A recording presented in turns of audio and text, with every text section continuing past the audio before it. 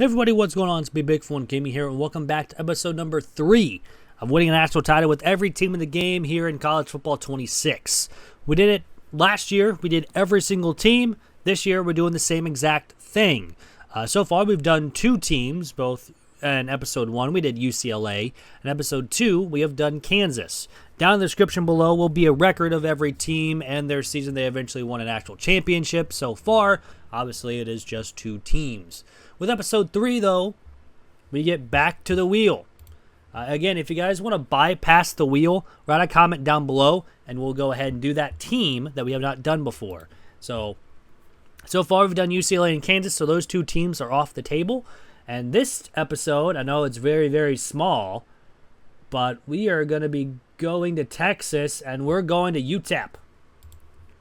So UTEP is the next one, which is kind of weird because we never really got to the U's last year early on. But UTEP, I can't remember where exactly they're at. I don't know what just happened there. But UTEP is in the CUSA. So if we go down to the CUSA, UTEP is a 64 overall. One of the lower teams in the CUSA as well. I think the lowest overall team in the CUSA. So we're going to have our work cut out for us here. They are a 1.5-star school. Of course, we are the head coach, and we're going to go with Scotty Walden. They were 3-9 the last couple years, but we're here to make them better. But of course, with the transfer portal, that's going to be a lot of fun. But we will look at our coaches. We will look at the roster as well. And then we will go into the seasons. With Scotty here, we do have some recruiter. It's mostly for the offense, though. And we do have the strategist boost a little bit. Mostly just due to complimentary visits for the offense. But we do have bigger impact on offensive line. And we do have tactician a little bit. Our offensive coordinator is an elite recruiter. Mostly for the quarterback. So we can actually put more hours in for quarterbacks. So that's actually going to be good. Our defensive coordinator is a master motivator. Only really boost is for the linebackers. Nothing really else so far. And hopefully we can start upgrading that first. But at least we have some things there. Thinking about getting motivator early just so we can start upgrading these players. But we'll get into there once we get into there. But checking out the team, though. We do have an 85 overall strong safety of Xavier Smith. His stuff is championship contender, and that's not good because he may leave us. Quarterback's a 77 with Malachi Nelson. His also championship contender, but we do have Locklear, who will maybe not stay as well. But about Shea Smith. Nope, championship contender. All right, we might be in trouble. We might be in deep trouble. Running back is good with Wilson. Wide receivers, we are losing 3 of them at least, so it looks like we might have to go after some wide receivers. Tight ends, I think we're fine for now. We will need offensive line. D-line, we're okay. Could use some more. Linebackers, we're okay. Corners, we only have 6 of them, so we're definitely going to need some corners. Safeties are okay, and we do need a kicker in this recruiting class. Anyways, I'm going to go ahead and set everything up, and I'll see everyone at the end of Season 1 here with UTEP. And here we are at the end of Season number 1 here with UTEP. We go 5-7 here on the season. It was actually a pretty good start. We were actually 2-1 before losing our first game to Texas. Then we beat UL Monroe, lost Louisiana Tech, beat Liberty, lost 3 in a row to Sam Houston, Kennesaw State, and Jacksonville State before beating Missouri State and then losing our last 2 games against New Mexico State and Delaware. So, still 5-7 is not too bad. The season stats look like this, though. I mean, we had Locklear and Nelson both play. 19 for 7 for Locklear and 8-2 for Nelson. Rushing-wise, Emory only had 378 yards with 5 touchdowns. Nothing really. We had 1,000 yards from Jalen Brown. The freshman redshirt had over 1,000 yards with 8 touchdowns. Good job for him. Cam Thomas at 703 with 4. Odom 675 and 6, one of our other top wide receivers. Our tight end had 506 and 2. Defensive wise, Smith led the team in tackles. We only had 3 sacks to lead the team. We only had 2 sacks for 2 picks to lead the team too. No defensive touchdowns. Our kicker did miss 2 from 30 and 3 from 50. He missed 5 field goals. Made every extra point though. And punting wise, we still punted 53 times, 2,300 punt yards, 10 inside the 20 and 4 touchbacks. It's not terrible. But anywho, let's see. We're going to keep both of our staff members, of course, because they have some very good points for us, pretty much. We do sign a 3-star halfback and a 3-star left tackle. That will definitely help out the team. We're also going after a 4-star halfback to see if we can't get him. But we still got a lot of people wanting to transfer out. And when I mean a lot, it's a lot. Jeremiah Smith wins the Heisman Trophy. This is about normal for year one, at least for me wise. 113 catches, pretty much 1,500 yards, and 14 touchdowns from the wide receiver. But let's go ahead and simulate to the in-season recap here. Go over the bracket wise in the college football playoff, and then get into players leaving, transfer portal, and of course, other stuff. Conference prestige went up to a C, and coach stability went up. Coach prestige went down. Athletic facilities goes up, but pro potential goes, I guess, stays down. I don't know what happened there, but sure. But yeah, let's look at the bracket wise. It looks like Duke wins it all here in season 1, 31-17. With UNLV, Texas Tech, Penn State, Duke, and Florida won their conferences. With Texas A&M, Ohio State, Oregon, Miami, Oklahoma, USC, and Georgia were at-large bids. So that's time to move on here in Season 1. Always think of last year, how we normally did it. But this year we're doing something different for the first couple episodes wise. Players leaving, though, I mean, we got a bunch. A bunch. We keep him, that's good. And we do not keep him. So we got another 1, 2, 3, 19 players or so. Yikes. We're going to have to sign, we're going to be under players this year. Here with UTEP here in Season 2. We're going into next year. But we're just going to have to sign a lot of people in the transfer portal. And I'll be right back. All right, and after the portal, we signed 29 players this season. We actually did sign a bunch of 3-stars. We even signed a couple 4-stars. But we do get 2 impact wide receivers, which will help out. I believe the 2 4-stars were halfbacks, and one of them's a star. We've got a couple more impacts for a right guard and a wide receiver. Anybody else impact for a right tackle? Anybody impact for a middle linebacker? For a Mike linebacker, we'll take it. Impact for defensive tackle. A edge, a corner. Yeah, we definitely need corners. We also got a couple strong safeties there too, but it's pretty nice. 29 players, especially after we lost a bunch in the transfer portal. I don't know if we have any athletes. We don't, and our top 2 guys are the 2 4-stars we just signed, Xavier Gardner and Jaden Duff. So we shall see. I mean, Duff is probably the better player with a star dev. Gardner's probably going to be something else, but I mean, obviously, we're going to have upgrades next week, so we'll go over that as well. And we do have 10 points, but we'll use that later on.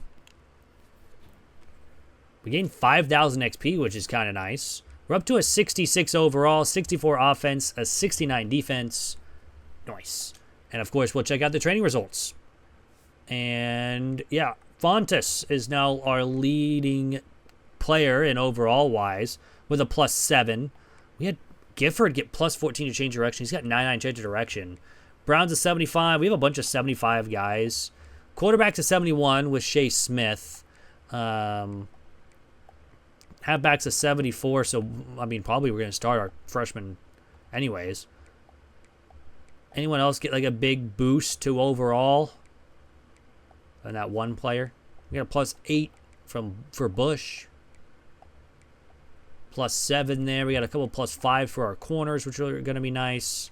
Yeah, other than that, there's nothing really much to talk about there wise. But anyways, that's going to end Season 1 here for UTEP. Is on to Season 2 here. And here we are in Season 2 here with UTEP. We go 3-9 on the season. Not a great season as well, since we went 5-7 last year. But we did go down overall from last year. We ended up going 0-5, even losing to FCS in our first 5 weeks. Then we beat FIU and lost to Middle Tennessee. We beat Western Kentucky, lost Jacksonville State, Louisiana Tech, but beat Liberty in the season. So that's how we go 3-9. Looking at the stats for season 2, we had Shea Smith have over 2,700 yards, 17 touchdowns to 15 interceptions.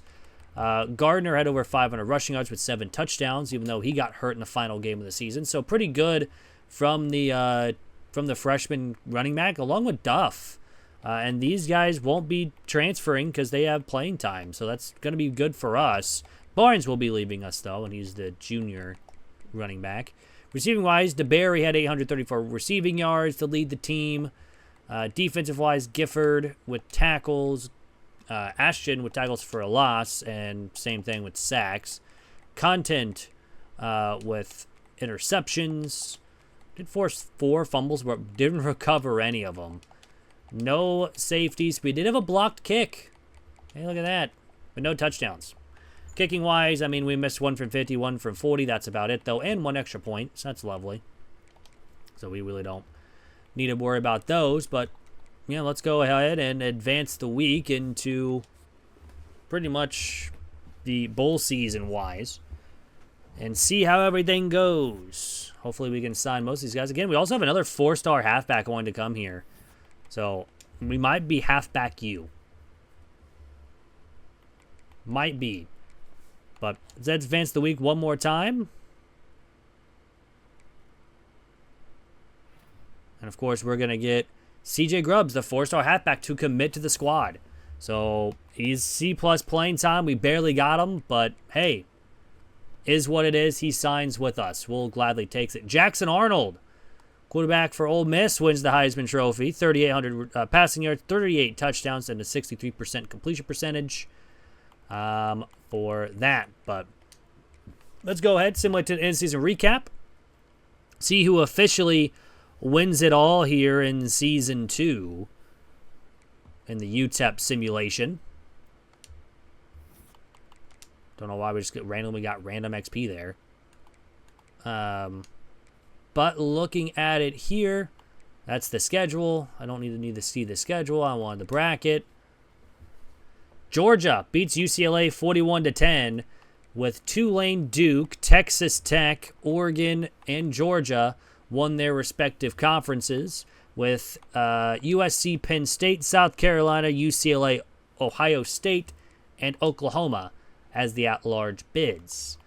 But now we get to the fun part of the players leaving, which there's going to be a lot, and into everything else. So first step is players leaving.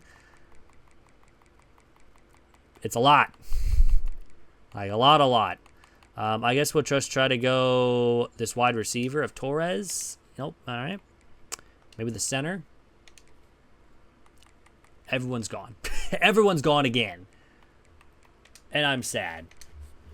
We're going to have to sign like 35 guys in this class. I don't know if we're going to have a team next year, to be dead honest with you. But anyways, I'm going to get the transfer portal done. I'll be back in just a second. All right, and after the portal, here's where our pretty much stuff, or our recruiting was at. We signed a bunch of 2-stars and a couple 3-stars. We also did sign 2 4-stars. One did have an impact, which was another athlete who is going to be a halfback. We did get a star dev corner, and we had 2 star dev corners and an impact dev corner. Oh, that's going to be great. Other than that, though, we get a couple normals. We do get an impact Mike linebacker and an impact strong safety. So that is pretty decent. Of course, we are in the CUSA, and we have the 3rd best class, signing 24 players. Delaware signed 34 players? What are they doing that I'm not? But still, 24 is at least somewhat pretty good. We do have a position to change. It's going to be, we do have an athlete who is a running back, and he will go to that spot. But let's look around the team. We have 3 quarterbacks. We have a good amount of halfbacks. So we should be fine there. Not much speed there, but I think we're going to be fine. Wide receivers, we have 6 of them. Offensive line, hey, we at least have somewhat an offensive line. Edge rushers were okay besides right edge. We're losing 3 of them for next season. We actually have corners now. We have 7 of them. And we have free safeties. We got everyone in a spot, at least. We just need to have people stop trying to leave. We do get 4,000 XP. We don't level up for like one of the first times there. But championship contender, only 1 person. Coach prestige, only 3. Brand exposed, only 2. Don't have really many people want to transfer out, which is smile. Very good. We'll take it. Content upgrade is depth trait to impact. We'll take it. We'd love to see that. Now let's check the training results. Fontes is now our best player as an 82. Duff is right behind him as also an 82. Went up +7. Gardner went up +1 to a 79. Who was the other halfback that we signed? That was the 4-star. Wish it would see, like, maybe right next to hometown there at the bottom, like, high school rating or something like that. That would have been a cool, like, little addition. Maybe for next year. Let's just go around the horn. Halfbacks were pretty good upgrades. Wide receivers were okay. Nothing really too much to write home about there. They get a +5 to a left tackle. +7 to a center, even though he's a 66 overall. But +5, of course, to our best player, Fontes. +10 to a Mike linebacker, a Brunswick. Corners got 2 upgrades for players. We got a +7 for a free safety.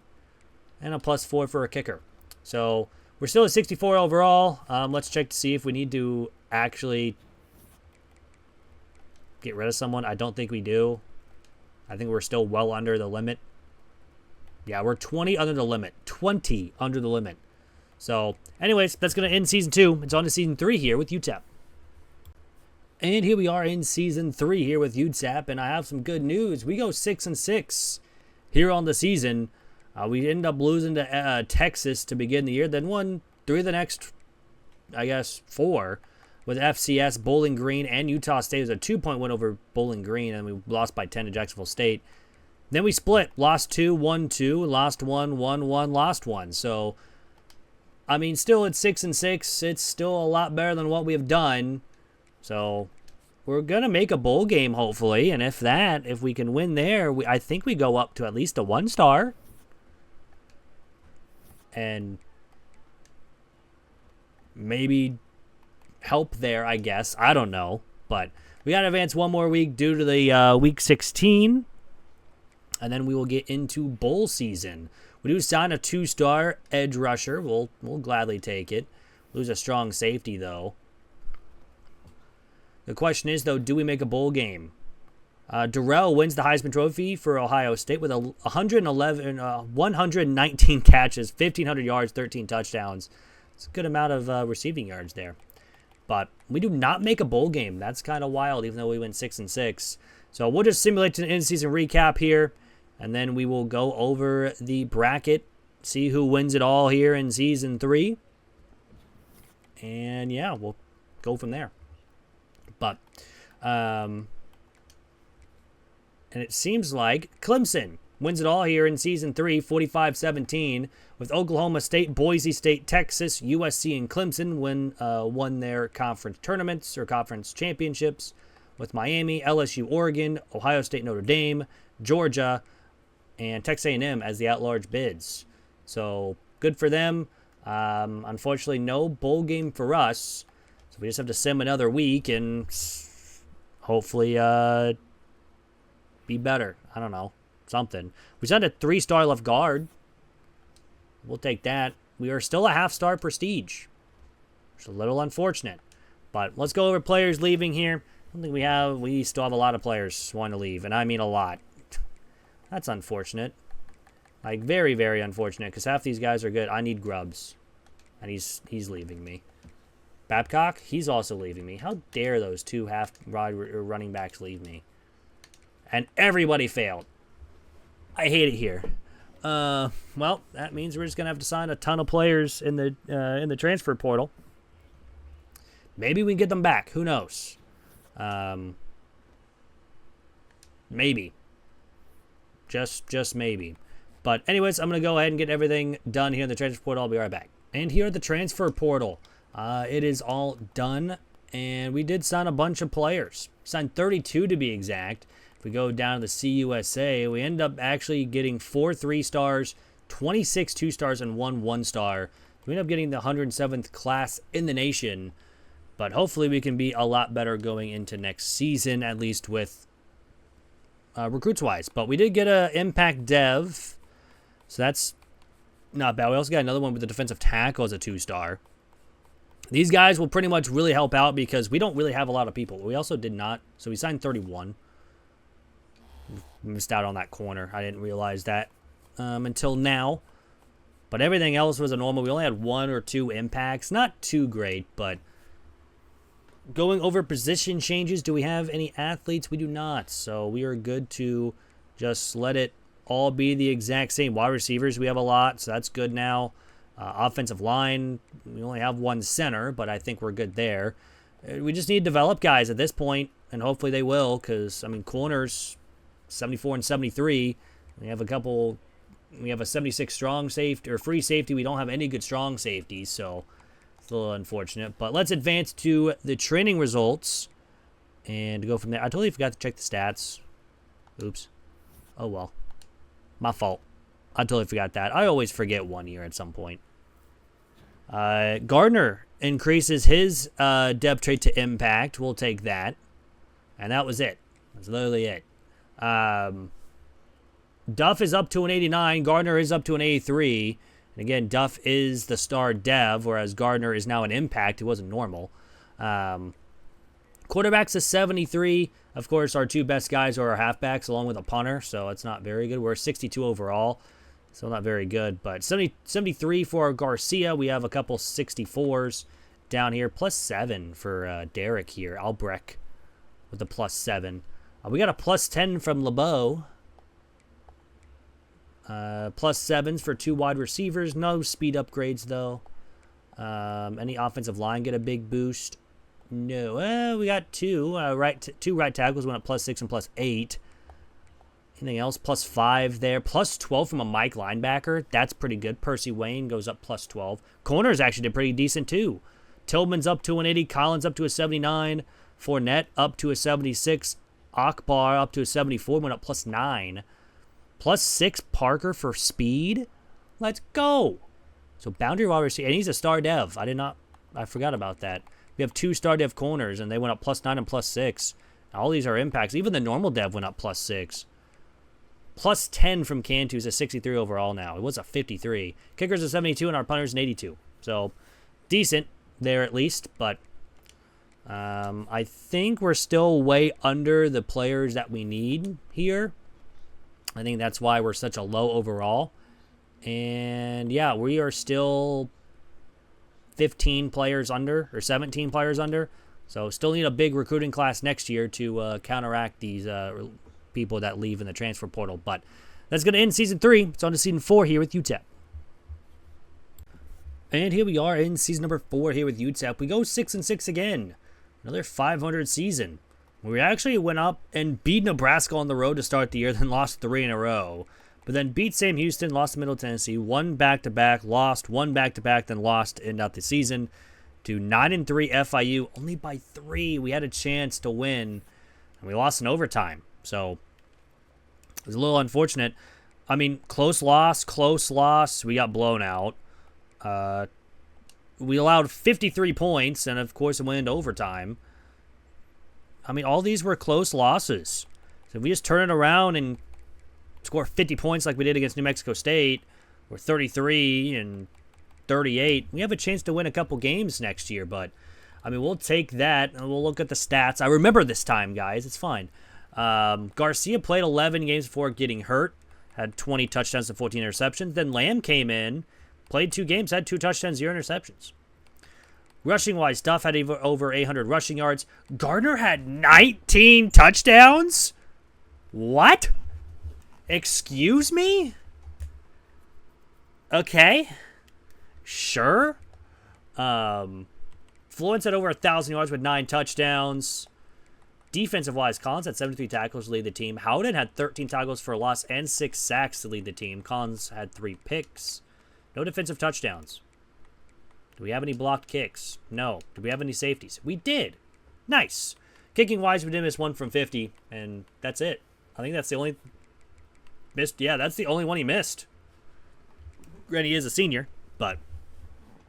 yeah. But let's hopefully this time maybe we get a bowl game. Since we did go 6-6 again for the back-to-back years. We just signed a 4-star wide receiver. Heck yeah, from Pennsylvania. I'm just really hoping that we see a bowl game invite here in the next simulation. USC won the Big Ten. So they're going to go to the college football playoff, especially as a first-round bye, because I believe they're the 2 seed going in. We are 6-6. Can we sneak into a bowl game? Matt Zollers, another Ohio State player, wins the Heisman Trophy. 4,600 yards, pretty much 4,700. 47 touchdowns and 70% completion percentage. And we're going to a bowl game. We're going to the Independence Bowl against Cincinnati. So we finally make a bowl game here in Season 4. It's our first one. And the second time we went 500. And if we win this one, we have a winning record for the first time here with UTEP, and we lost. We're still a half-star school. Why? It's back-to-back years that we went 500. Still got a couple people wanting to transfer out. Our punter wants to transfer out. That's wild. But checking out the bracket, it looks like Texas A&M won it all. They did 21-18 over USC, with Kent State, Arizona State, Alabama, Clemson, and USC won their respective conferences. They went 42-14. How? Granted, their quarterback threw 2 picks. But, all right. They did end up losing to Texas A&M, who ended up winning it all. But wild to see Kent State there in year 4. But let's advance the week, get into our players leaving. Hopefully we can bring some people back. We did just sign a 2-star right guard and a 4-star halfback. So that pretty much we get one of our halfbacks back if Burt is going to leave or if Gardner's going to leave. So we'll have them pretty much. But let's see. We have 4 persuasion attempts. We can't keep Duff because he is going to be going to the draft. Gardner, please come back. No, that's unfortunate. Can we keep one of these guys? Because we definitely need to keep our corners. They're the star devs, man. No, we can't be losing those corners. That's unfortunate. But we got another, 3, 6, 9, 12, 15 players leaving.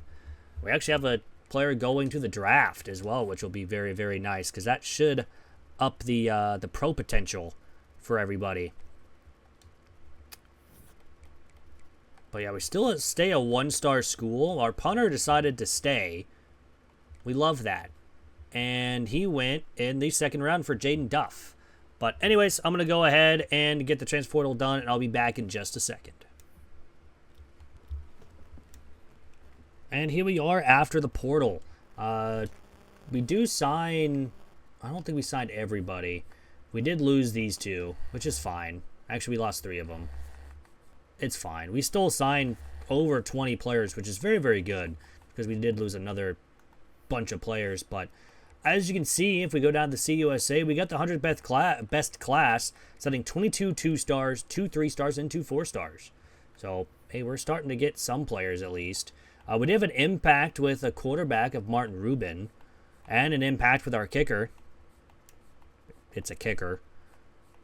But anybody else, we did get impacts for both a running back or 2 running backs with a 4-star running back. We did get a normal for the wide receiver. A little unfortunate. We did get an impact for another quarterback and as well as a right tackle transfer. Impact, a lot more impact developments. We'll take it. We'll gladly take it. We also lost a lot of our corners, so we had to go after them. But I don't think we have any athletes to move. We do not. And our best player is now our punter. So a playing style is a C-. What do you want me to do? You're a punter. I don't care about your playing style. But checking out the roster, we have a 65 overall quarterback. That needs to be addressed. But wide receivers are starting to be pretty good, at least. Offensive line, just develop. We have a 81 overall defensive tackle. But we're going to see now, again, since we didn't need to make any position changes, we're going to advance the week, go over the training results, and hopefully we have a lot. We got 6,000 XP. Another level up. We're staying at 64 overall. This is really hard to level up with, like, overall-wise if you're losing half your team in the transfer portal. Tillman goes to an impact dev. We'll take it. And we got a couple 85s. Trayvon Rice is up to an 85, along with Howden, a defensive tackle, is up to an 85. Roberts an 84. Tillman's an 83, went up to an impact dev as well. Let's have Fournette's up to an 80. Why does my corner have quick jump? I have so many questions. Anyways, our quarterback went up +8. There we go. Lamb is now a 72. That's somewhat better, especially as a sophomore redshirt. Now receivers, we have an 85, 84, along with a 79, 78, 75. We have an 80 over 70 overall left guard. We know what +8. We got a +9. We got a lot of good developments in this, at least in this this season.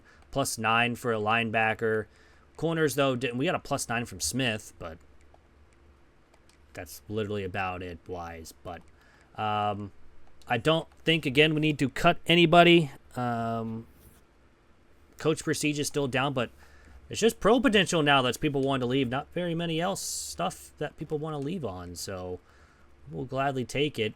And we're just now only 14 behind. We made progress. But anyways, that is going to end Season 4. It's on to Season 5 here with UTEP.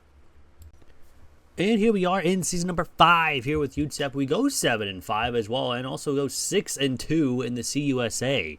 And we actually make the conference championship for the first time here with UTEP.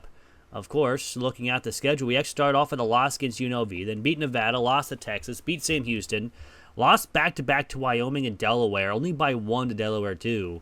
But then we went on a roll of 4 in a row: Liberty, Kennesaw State, Jacksonville State, New Mexico State, before losing 60-58 against Louisiana Tech. That's just unfortunate. But losing triple overtime. And then we won our last game against Missouri State 34-0. So, you never know. I would like to win here, at least to go 8-5 on the season. It would be great if that would happen. We also did just sign a 3-star guard, which we'll gladly take. And we lost. So we are 7-6. Not surprised on that one, though. Tillman, though, does get Player of the Week. He did have a pick and a deflection. We'll check out the stats now, too. He also was the National Offensive Player of the Week, so that's cool. We also got the Player of the Week. How did we lose? What was the score? If we just had a guy got 100-plus yards and 2 touchdowns, we lost 51-21.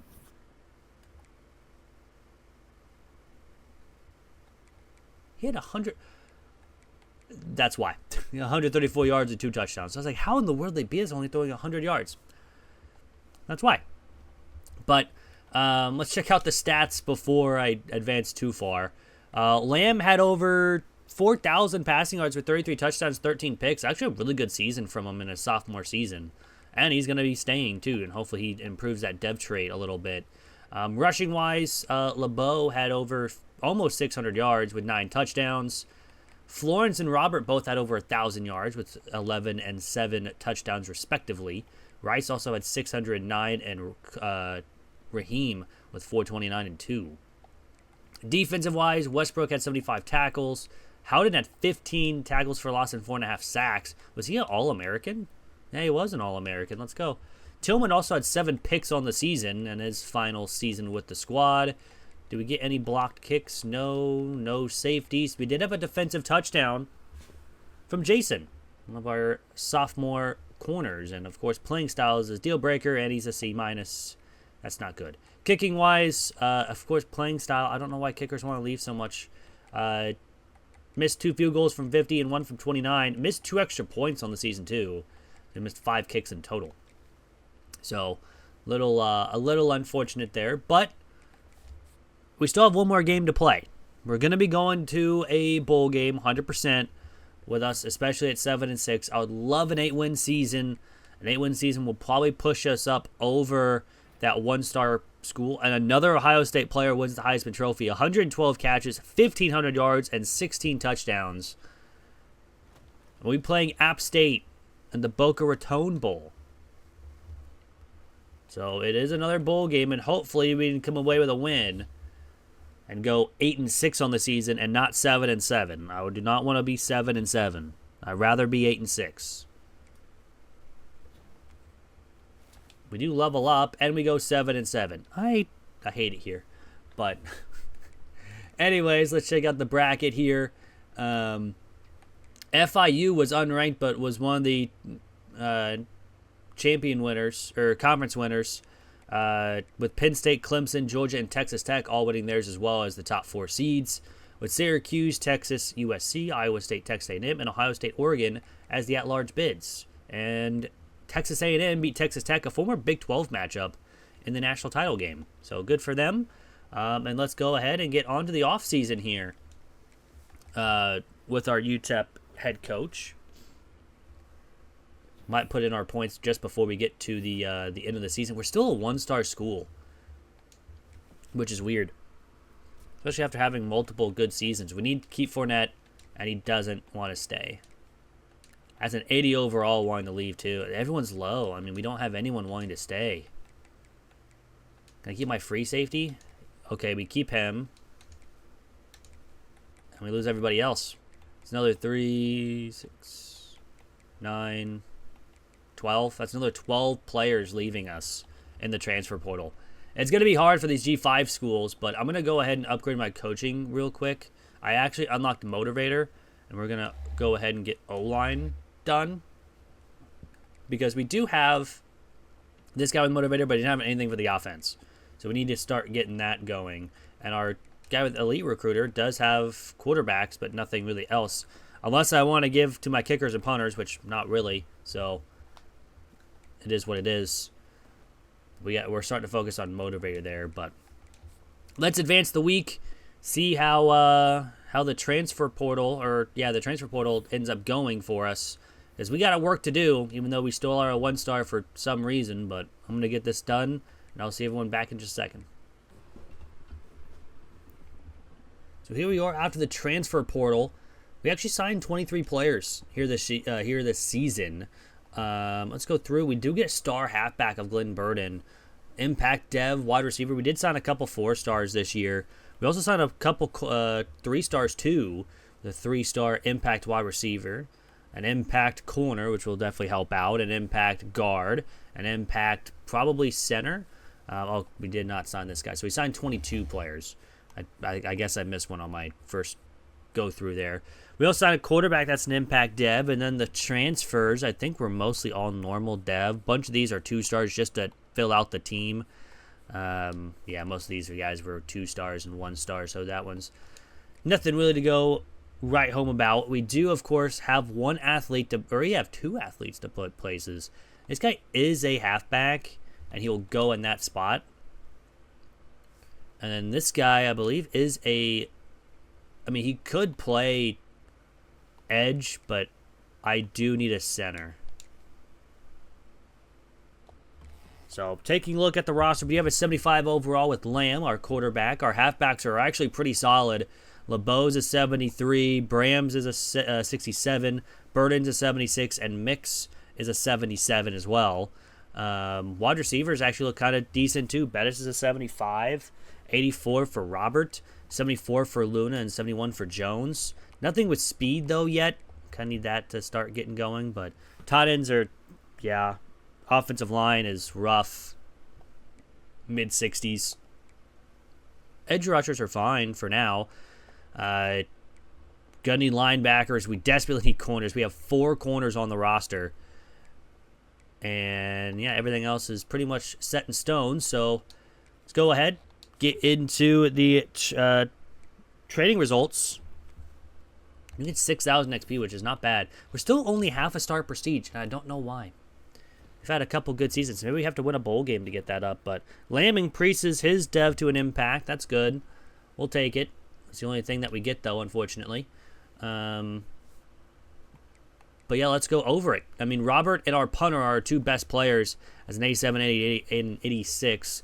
Mix is an 80, so we have 3 80 overall guys. Lamb's close, 79. What's our highest? We have Cash at 74 with a +6. We got a +8 from a halfback of Muhammad. We'll take it.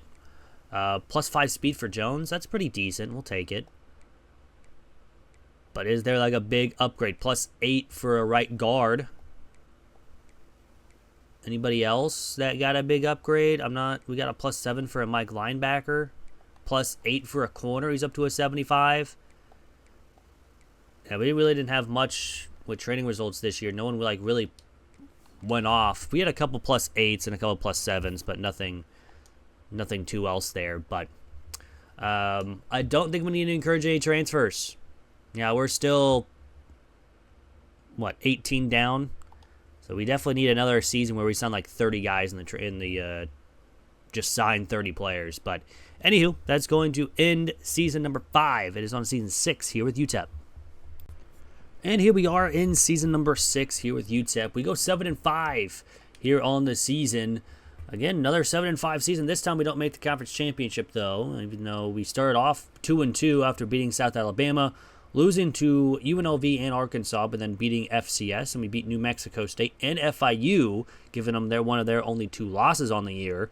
And then lost to Middle Tennessee, beat Western Kentucky, lost back-to-back Jacksonville State and Louisiana Tech, but then beat Liberty and Sam Houston to end out the season, going 7-5. Checking out the stats here this season, of course, Lamb had over 3,400 yards, 27 touchdowns, 13 picks. Definitely kind of went backwards from last year. I can see stats. Yeah, there we go. Yeah, he definitely took a step back after having 4,300 with 33 touchdowns, 15 picks. He did lower the interceptions by 2, but he also lowered his touchdown throwing by 6. Not too great. He also took less sacks. That's a win. But rushing-wise, Mix had over 500 yards with 12 touchdowns. LeBeau did get hurt in the season. Luna had over 866 yards, but only 1 touchdown. Robert, 774. Cloud with 672 and 9. Bettis, 450 and 6. Did anyone get hurt? We did. Luna got hurt in the last game of the season, it looks like, or the second to last game of the season. That's why I didn't get maybe more touchdowns. Shoemaker led the team with tackles. Tashawn led in tackles for loss and sacks. Bars led the team in interceptions with only 2. We did have a couple fumble recoveries. No blocks. We did have a safety. No defensive touchdowns, though. Kicking-wise, we did miss 3 from 50 and 1 from 20. Those are the only ones he missed. He did also miss an extra point. No kicker, punt return touchdowns either for this team. Let's go ahead and advance the week and see excuse me, how everything really goes here, what bowl game we're going to have. Hopefully we can win the bowl game and finally try to get above a half-star prestige. Another Ohio State player wins the Heisman Trophy, 104 catches, 1,600 yards, and 16 touchdowns. It's a really good season, but again, and we're facing Kansas State, so that's not going to happen because we're playing them in the Independence Bowl. So it's a little bit better of a bowl game for us, but again, we just got to win one at some point, man. We're 0-for in bowl games so far. Just randomly pull off an upset like we did against Nebraska in like a couple seasons ago, you know? We got 200 XP, and we lost. So we go 7-6. We are now a full star prestige. Thank goodness, because that means more recruiting hours for this. So we'll take it. But taking a look at the bracket, Georgia wins it all over Oregon, 37-10. With Cincinnati, UNLV, Virginia Tech, USC, and Georgia were the winners of their conferences. With Alabama, Penn State, Texas, Miami, Auburn, Oregon, and Ohio State were the at-large bids. So, congrats to them. But now let's get to the off-season, where first things first, we have to deal with the players leaving. We still have a lot of players want to leave because of playing style. and that's not good. And when I mean a lot, it's about half the team. And still, about half the team want to leave. Jeez, my goodness gracious. Can we stop with all these transfers? Burden is going to leave. He leaves after 1 year. Smith is also going to leave. Bars, who led the team with interception, is going to leave. You're going to leave. Okay, so we kept Madden. But still, that's 5. I mean, we lose another almost 20 players in the transfer portal. So, you got to figure out something to try to sign 20 more players in the portal itself. But I mean, this is rough here with UTEP. But anyways, I'm gonna go ahead and get off-season recruiting done, and I'll be back in just a second. And here we are after the transfer portal, where we signed 25 guys for this class-wise. We did sign a good amount of 2-stars, but we also signed a good amount of 3-stars. We actually signed the 6-7 best class with 2 4-stars, 8 3-stars, and 15 2-stars.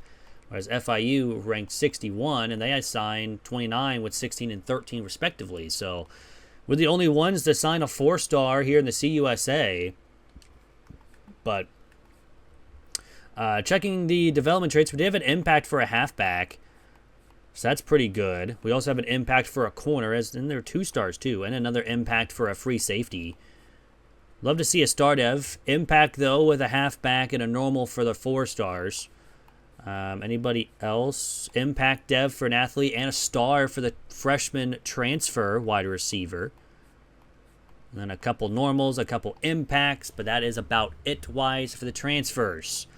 Position changes, since we do have an athlete to... We have 2 of them, actually. One is a pure possession. I think he's a tight end, technically, and he's going to play tight end.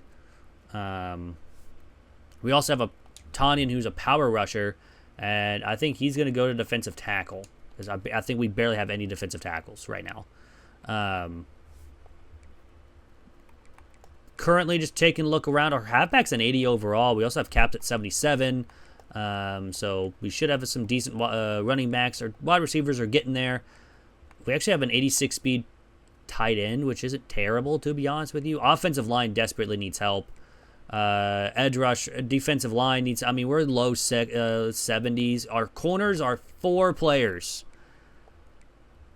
We lose corners like every year at this point. But, yeah, nothing I can really do there. But let's get into next week for the training results. Probably going to take a step back this year just because our defensive backfield is pretty rough. We're up to a 67, though, but still a lot of people want to transfer out, which is fine. It's about normal for us at this point. However, looking at the training results, Breeze is up to an 80 wide receiver. Bettis is up to an 81. We have 480 or 580s on the squad. They're all in offense. And we also have Muhammad here is a 78 as long with Cash. So we have some good backup quarterbacks. Unfortunately, they probably want to leave here soon. Yep, championship contender, playing time. Uh-oh. Halfback is an 83. He is an impact dev. We didn't have anyone go up at all in dev traits. Just seeing who had the biggest boost. +8 for ball left tackle. That's good. We desperately needed that. +9 to a right guard. He's up to a 74. I think that's probably the biggest one that we're going to have. We had a +6 for a corner. Our singular corner that's not a freshman. So that's going to be fun. But again, I don't think we need to cut anybody. I think we're still way under the limit of people. Yeah, we're still, again, 18 people down. So pretty much signed as many people as that was going to leave. But anyways, that's going to end Season 6. It's on Season 7. And here we are in Season number 7 here with UTEP. We go 8-4. Probably our best record so far. Ended up losing two of our first 3 due to Boise State and Texas. Both went 11-1 on the year. Those were good losses. Then we were 3-2 after week 5.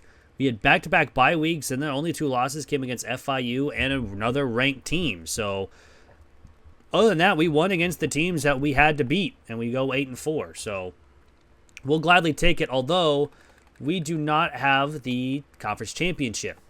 We do not make it, unfortunately, with us losing 2 games in the CUSA. So it's a little unfortunate, but with 2 teams doing way better, it's fine. We do sign a 3-star edge rusher, so we'll take it. We're going to get a decent bowl game as well. Zach Robert, wide receiver from Boise State, wins the Heisman Trophy. 103 receptions, 1,500 yards, 24 touchdowns. I've noticed there's a lot more receivers in this one, at least winning the Heisman. We'll go to the Boca Raton Bowl to play Louisiana, though, here in Season 7. They went 9-4 on their season, winning the Sun Belt. That's good for them. But we'll go ahead and advance this into season recap. Hopefully, we can have a 9-win season for the first time with UTEP. Don't think we did. We do lose, but we still go 8-5. We'll take it. Coach stability goes down, but coach prestige improves. A lot of people still want to transfer out. Actually, only really playing style is really the issue. Maybe we won't have that many players want to transfer out this time. But checking out the bracket, Alabama wins it all here in Season 7, 48-31 over Texas, with Louisiana Tech, Virginia Tech, Texas, and USC won their... Oh, and Boise State, I apologize. I did not see Boise State had a star there.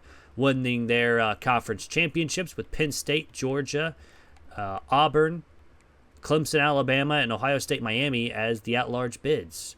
So congrats to them, and let's get into the offseason. Oh, I forgot to check the stats. I almost forgot that. I remembered this time, guys. It's fine. Lamb played 13 games for 3,400 yards, pretty much 27 touchdowns, 8 interceptions. We had Cash come and throw 9-17 for 73 yards.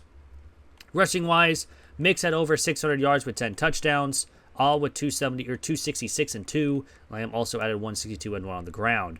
Receiving-wise, Breeze had over 900 with 10 to lead the team. Shoemaker had 100 tackles. 20 tackles for a loss for Woollyhand. And Bobber had 19. What were they doing? Also, 6 and 5 sacks for both of them as well was pretty solid. We only had 1 pick, though. 0 touchdowns. We did force a good amount of fumbles. We had 1 blocked kick and 1 safety. Our kicker did miss 2 from 50, 1 from 40, 1 from 30, and 1 extra point. So not a great kicking season from us there. But now let's get into the off season here. And first, we'll go with players leaving. And again, hopefully it's not like 20 guys again that was going to be leaving us, because that'd be wild especially after 8-4 season. It's still a good amount, but hopefully we can keep Luna. He's a 76. Oh, he's gone. What about Ball? Ball's going to leave. Sapp is going to leave. Montgomery is going to leave. Wow, are we going to literally lose everybody again? We lost even the 62 and the 59 overall. Well, got to sign a bunch more people in the transfer portal again, but we had a pretty decent recruiting class coming in anyways. Hopefully we can get that in the transfer portal as well. But anywho, I'm going to get this done. I'll be back in just a second. And here we are after the transfer portal. We have 29 guys signed this year, and I believe all of them were at least a 2-star, besides one who was all of them were 3 stars, besides one who was a 2-star. So we signed 28 3-stars this year, and we finally do well enough to get pretty good, even though we are still a 1-star school. Championship program edition is an F. We just need to get some more conference championships, bowl games, playoff games, pretty much. Brand exposure is down as well. Stadium atmosphere, campus lifestyle is a C. Only thing good right now is coach stability and somewhat coach prestige. But yeah, let's go ahead and take a look at the development trades. See if there's any. We got 2 impacts for a guard and a left edge. We also have a tight end and a free safety. A lot of impacts right there. Any stars? We got a couple more impacts with an edge and a Sam linebacker. We got a star dev quarterback with Jeff Bragg. And an impact, another quarterback. We do get another star with a right guard. That's going to help a lot, especially with the offensive line being the way that it is. A couple more impacts down there, especially at the end, but we will gladly take it. Taking a look at the roster-wise, I do we have any athletes? We have 3 athletes to place. Gradkowski is a running back, and he's going to play running back. He's a 70 overall. We also have Addison Flynn, who's a contact seeker. I'm pretty sure that's actually a better linebacker. And then Wilbon can go play edge. But taking a look, see if we just need to move anybody. Wide receivers are actually getting filled up. We actually have a 93 speed wide receiver, but he's not playing because he's a 75 overall. We barely have any... I mean, this guy is a junior. So let's move him to left guard. Since I know there is the whole cap thing right now. And I think I'm actually going to move Combs over to left tackle. It's not going to make sense, but we have a lot of freshman right tackles anyway. So we just need left guards and left tackles. I need to remember that for the recruiting wise. We actually have a ton of corners now. Yay. But none of them are really going to progress as well this year since we don't really have anything. Most of the guys are coming in are freshmen. So let's advance the week. See the training results here as well. 4,700 XP. We're now a 71 overall team. This is probably the best team that we've had with UTEP so far. And Sheed upgraded his impact, or his depth trait to an impact. And that's the only one that's it. So that's a little unfortunate. But we'll check out. Jones went up +8. Breeze went up +6. So we have 2 88 overalls, and they're a halfback and a wide receiver. And they'll still be with us next season, hopefully. I mean, it's what? Playing time, and they're good. We're good to go there. His is home, so boom. We're going to be good to go there. This guy is a star dev. I really want to keep him around. Quarterback's now an 83. So Cash is not going to start, but Casey's going to start, especially as an 84 overall. Mix is an 88. We had a +7 down there for one of the freshmen, but +8 for Jones is right now the highest that we've gotten so far. Anything else? We got +6s for 2 right tackles. That's why I moved the one over to left, especially now that he's a 77. It would have made sense for him to start at right tackle when there's a 73 right behind him as a redshirt freshman. 79 left edge. Other than that, there's really nothing. +8, +7 for the DBs. That's about it. But anyways, let's see if we need to encourage any transfers. I think this is the first year that might be close to being close. Yeah, we're now 14 under. We've made progress again. But anywho, that's going to end Season 7. It is on to Season 8 here with UTEP. And here we are in Season 8 here with UTEP. We go 9-3 on the season. A very solid season from UTEP all of a sudden. But we lost our first game to Kentucky. Then we didn't lose again till Middle Tennessee, and they went 10-2. Well, the other game that we lost was Louisiana Tech, and they went 11-1, and they were close losses. 7 points there, 4 points there. Granted, this one was 14, but that was week 1. So hopefully we can get a good bowl game for us and hopefully win it. Because I think if we do, have a 10-win season and potentially move up in a star rating. We also signed a 3-star middle linebacker, or I guess Mike linebacker now technically. We had no conference championship for us, unfortunately, but let's advance one more week and see what bowl game we're going to get here in Season 8. Which is wild that we're already in Season 8. Definitely been a blur. James Santana wins the Heisman Trophy. Finally, someone other than Ohio State. 4,700 yards, 52 touchdowns, 75% completion percentage. This is not a knock on Ohio State. It's just we saw a lot of them on these simulations. We're playing Kansas State again in the Independence Bowl. Like we've already had this before. But, well, time to simulate the in-season recap and see how everything goes. Hopefully, we can pull off an upset and get a win and have a 10-win season. However, probably a pretty rough game. And we lost. So we are 9-4. However, we did improve to a 1.5-star school. We now have more stuff. Yay. Still got about 15 players want to transfer out. Granted, some of them might not transfer out. Got a lot of offensive linemen, though. But conference prestige moves up to a C, and coach ability is an A+. We have stuff improving now. anyways, let's check out the bracket-wise.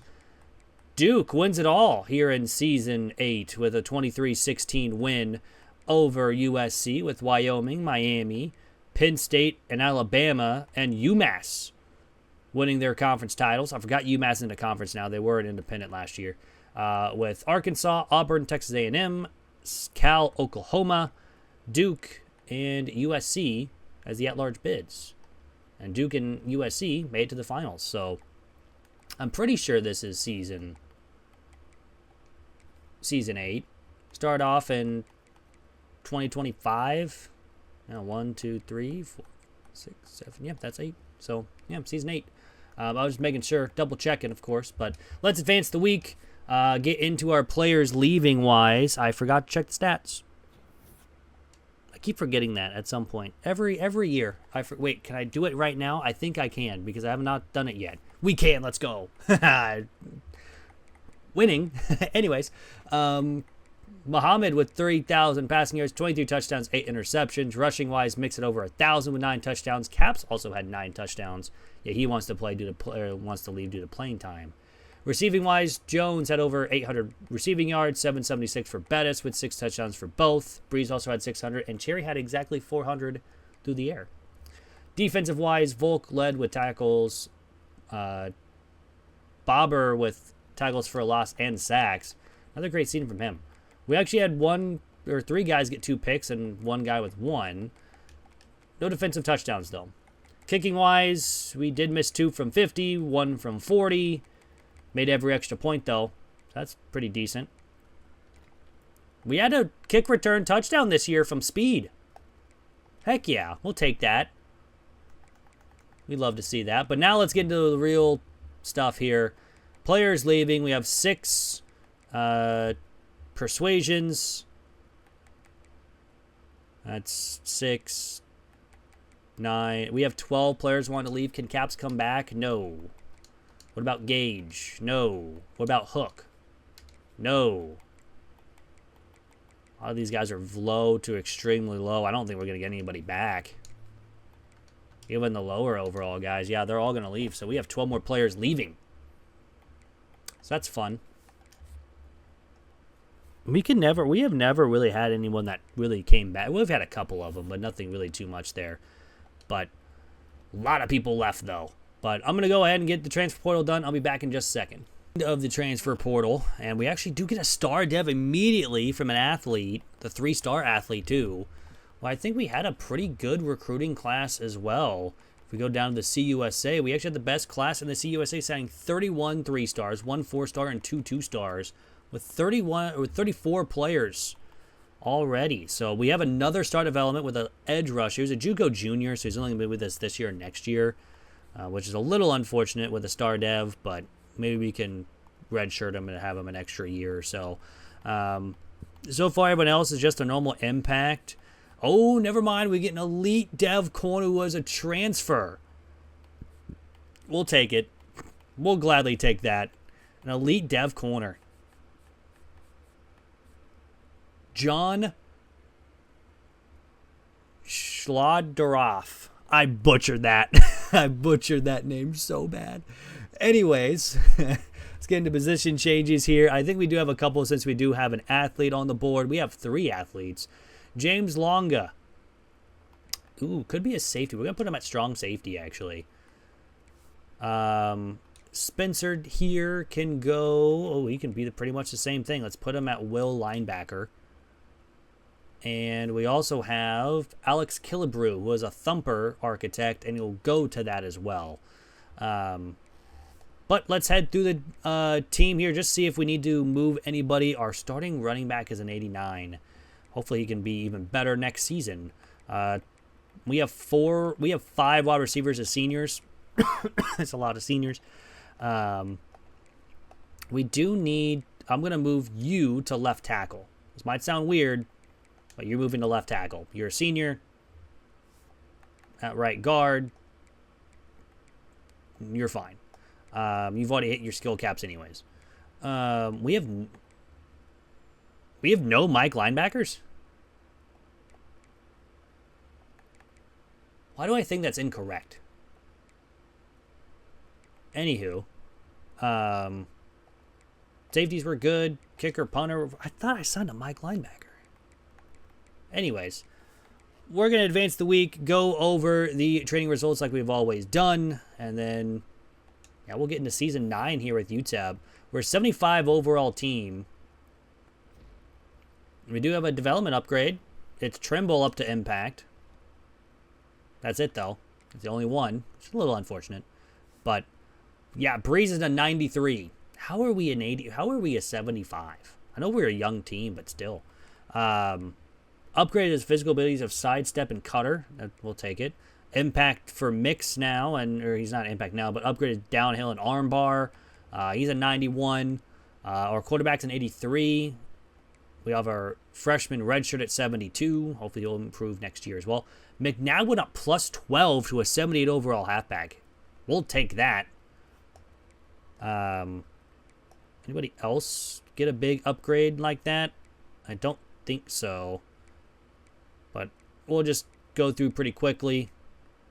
We did get a plus 5 for John here, who is now a junior corner with 99 speed and 99 acceleration. It's the first time I've seen a 99 speed corner, at least on our team. Plus 8 for Brock, plus 7 for Bidwell. They've been pretty good. Safeties are pretty good too. So, but we're going to see if we need to encourage any transfers. I don't think so, because I think this is the first year we don't need to cut anybody. Or the first year that we're actually somewhat close to the roster limit. Nope, never mind. We're still 9 under. So we still have to go after a lot of guys. But that's going to end Season 8. It is on Season 9 here with UTEP. And here we are in Season number 9 here with UTEP. We go 10-2 here on the season. Again, really good season. Our first loss came against ranked number 6 Duke. We lost 48-3. Then we lost to Jacksonville State, who also went 11-1. Excuse me. But yeah, 2 good losses, I would say. And 10-2 is a really good season. Don't know how we're not ranked. We were ranked when we played Duke, but then we just immediately lost the ranking after we won the next week. So I don't know what happened there, but we can always check the stats once we get through the season, though. But hopefully, we can win here and have an 11-win season. You never know. And we lost. So we are 10-3. Championship contender is a B, and yet one guy wants to leave. Shockey wants to leave, even though we have a B championship contender. It has to be an A then at that point. But we do have a career record broken for receiving yards. That's nice. And he also gets the player of the week with 8 catches, 216, 3 touchdowns. How did we lose? We probably lost by like 10 or something here. And we lost by 5. That's unfortunate. They scored 40 points in the second half. What do we do in defense? For defense, we would have stopped them one time and would have won. But it's fine. It's whatever. I'm going to cry. But, anywho, let's see which bowl game we are getting as well here in Season 9. We do just sign a 3-star Will linebacker. And the bowl game that we are going to have after another Ohio State player wins the Heisman Trophy, 5,200 yards, 56 touchdowns, with a 68% completion percentage. My goodness. We're playing ULM in the New Orleans Bowl. So maybe this time we can finally win a bowl game and have an 11-win season. We're going to simulate to the end of season recap, and hopefully, on the top of the screen, it will show 11 wins. A man can dream, hopefully. And he can get it done. We do get a ton of XP, and we won, and we're ranked at the end of the season. So 11-3. How do we go down in it's conference prestige? Coach prestige up to a B, so no one wants to transfer out there. No one does for coach stability. Conference prestige 2 people, a couple people with playing time and pro potential. But all in all, we will gladly take an 11-win season. Checking the bracket with Tulsa, Kansas State, USC, and Miami and Alabama won their conferences and their respective ones as well, with Auburn, Alabama, Notre Dame, and Miami getting the bye weeks, with Penn State, Clemson, Florida, Ohio State, Duke, and Auburn and Notre Dame as the at-large bids. So congrats to them. But let's check out the stats before we head into the offseason, because I always forget to do it. We did have an injury to Casey at some point. He only played 7 games and threw 20 touchdowns, 3 interceptions, had 2,000 yards. And then George came in as a redshirt freshman with 2,100 yards, 11 touchdowns, 8 interceptions. Rushing-wise, Mix had over 1,000 yards rushing with 16 touchdowns. So that's nice. We had 2 guys over 1,000 receiving yards, with Bettis getting 14 with 13 touchdowns and Barger getting 1,000 with 7. Of course, those 2 guys are leaving us at the end of the season. Defensive-wise, Bidwell led the team with 83 tackles, Vincent with tackles for a loss, and sacks along with Wilpin. We had a lot of guys with 2 interceptions, no defensive touchdowns. Kicking-wise, we missed 8 field goals. That's not good, but 8 at every extra point. Do we have any? We did not have a punt return or kick return touchdown in this season, though. But now let's move on to the players leaving aspect here with UTEP. Yeah, 11-3 is very, very solid. We'll gladly take that, but let's see how many people want to leave, and that's still like over 10 plus. We do have one of our halfbacks going in the 5th round with Mix, but I really want to keep Stanford. And oh, he stays. Let's go. What about Schlotteroff? Okay, he's gone. Shockey, he's gone. What about Cherry? He's staying. So Cherry is staying. Romberg's gone. Is there anyone else that's low, maybe? Yep, he's staying. Lothrop is gone, and then Peterson is gone. So we get to keep 3 with Catula, the left edge, a halfback of Stanford, and Cherry, the tight end. We're just losing other players that are also really, really good. But anyways, I'm going to go ahead and get the transfer portal out of the way, and I will be right back after we sign a 4-star wide receiver of Darashaw. Cool. That was unexpected. All right, and here we are after the portal. Going down to the CUSA, again, we had actually a top 25 class with 30 players signed, 8 4-stars, 22 of them were 3-stars as well. So a really nice recruiting class, and let's go over see if we get any good development traits. We do get an elite dev will linebacker. Gregory Bland, we have to keep you any means necessary. And we also get a star dev wide receiver. That's nice. We also signed a bunch of 4-star transfers as well. A lot of them wanted to come here too, and here they start. Darashaw is a star dev, impact dev for Sahara. Or no, he wasn't a transfer. He was just the normal 4-star. It's down here. Gizzy was a star dev transfer. Tahi was an elite dev transfer. He was a freshman. And Council is an impact dev transfer. We also get another freshman transfer, elite dev, with Crumpler, the will linebacker. So we will gladly take this recruiting class, and hopefully we can improve our team. Of course, heading into position changes, we don't have any athletes, so we can just go through, see what really needs to be upgraded-wise anywhere. We have a lot of wide receivers now. When I say a lot, I mean a bunch. Offensive line, we're looking good. We actually have people everywhere that need to be. Now, I could move probably a right tackle into right guard, because right guard is a little rough.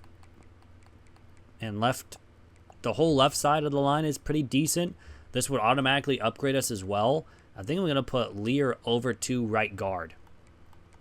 He has a raw strength, which those are the types that do take a while to improve, but defensive line's fine. Linebackers just need to develop. We do have an 80 overall will linebacker that we could probably move to a Mike linebacker. He's an 80 overall anyways. That's instantly going to help out the defense. And maybe even moving Holba to Sam linebacker. He's a better safety, but we'd rather have him be a linebacker just to upgrade it anyways. Corners are okay. A lot of juniors and seniors. Corner or safeties were fine. And yeah, kicker and punter. We do need a punter in this season though. But yeah, let's advance next week. We'll go ahead and get into the next part here with the training results. We are a 77 overall team. Don't know how we're a 77, but we are. Holba improves his development trait to impact. We haven't had a star and elite dev upgrade yet.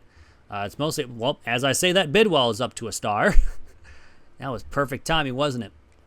But checking out, we had Tahi go plus 11. He's a 90. He's going to be a 99 by the time he leaves. How are we a 77?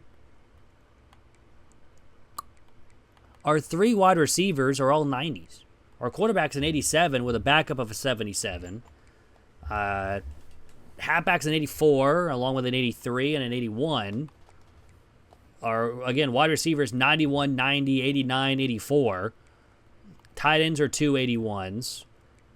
Offensive line is probably what's holding us down, though. Same thing with probably defensive line because they're all younger, on the younger side. Plus, I thought it said plus 7. I was like, plus 7, dang. I think the plus 11 is probably the highest that we can see. Yeah. And it's going to be that plus 11 from a wide receiver of a Tahi with 90 speed, 94 acceleration, 99 agility, 99 change of direction. We already have multiple guys with 99 of that as well. We have 2 90 speed receivers now with Gizzy, who we just got in the transfer portal. And, of course, Tahi now the sophomore wide receiver. So I don't think we need to encourage anyone to transfer, really. Playing time for the 2 halfbacks, which is a little unfortunate. But do we need to encourage any transfers? The answer is yes. We need to cut 2. Mills is going to be one of them. He's one of the worst players on the team. And I think, again, I don't know why it goes by speed rating. Why should it go by speed rating? Why is it not anything else? It should be through overall. I think we're going to cut Azur. We have a lot of wide receivers now. He can go. Maybe that'll upgrade this offense too. But anyways, that's going to end Season 9. It is on to Season 10 here with UTEP. And here we are in Season number 10 here with UTEP. We go 10-2 again. But this time we are ranked at the end of the year. We lost to Penn State to start the year only by 3. And they went 4-8 on the season, which is kind of wild. But we only lost in overtime against them. And our other loss came against ranked Georgia State. So again, 2 tough losses, only by a total of 6 points. Everything else, we won pretty handily in their games, especially the Middle Tennessee game, which we won 10-2 on. But, yeah, let's see how it goes. Let's simulate here. If we win, there is a small chance that we can sneak in. But we have to win it. We just had a 4-star tight end, which will definitely help out the offense a little more. And we won. We are 11-2 and ranked 19th in the nation. So again, there is a small chance that we get in. Plus, this is the first time we've won the CUSA. With Tahi also getting 9 catches, 114 yards, and a touchdown. We will take that. So let's advance the week and see where we go, if we make the college football playoff or if we don't. But we also sign a left edge along with a Sam linebacker. So, again, more people sign. 76 overall, 74 offense, 79 defense. And, again, another Ohio State quarterback wins the Heisman Trophy, 5,000 yards, 57 touchdowns, 68% completion percentage. And we're going to the New Orleans Bowl against Georgia Southern. So we do not make the college football playoff here in Season 10. We'll go ahead and simulate the end-of-season recap and hopefully win another bowl game and have 11 wins on the season, which would be nice. But we'll have to see how the simulation goes. Got 19,000 XP. Yeah, we won. So we are 12-2. End up being ranked at the end of the year. Conference prestige goes up. Coach prestige improves. Still got 10 players transferring out, 12 exactly, or maybe 14 or so. Hopefully we can bring some back because Crumpler is a very good linebacker and I want to keep him. And he wants to transfer out, which will not be fun. But we can check the stats before we go. Casey started all 14 games, was 1 yard short of 4,000 yards in his senior season. He ended up being a 90 overall. Man, our quarterback now is going to be a Denny with 77 overall, but 29 touchdowns, 2 interceptions on the season. McNabb ran for 800 yards with 7 touchdowns. Weir also had 10 touchdowns, along with Stanford. Both of them had 10 total touchdowns. This is playing time, which you'll be getting here soon enough. Receiving-wise, 2 guys with 1,000 yards with Council and Tahi. Council is a senior, and Tahi was the sophomore. He'll be staying, hopefully. 14 touchdowns, 1 for Cherry at 574. He's a senior. He'll be gone. Defensive-wise, Vincent led the team with 82 tackles. Crumpler led with 13 tackles for loss and 8.5 sacks. Again, I really hope he doesn't transfer out. Interceptions, Bidwell had it with 5. Kicking-wise, we missed a lot more field goals. We missed 7 in total. He made every extra point, though. No kicker punt return touchdowns here in this season.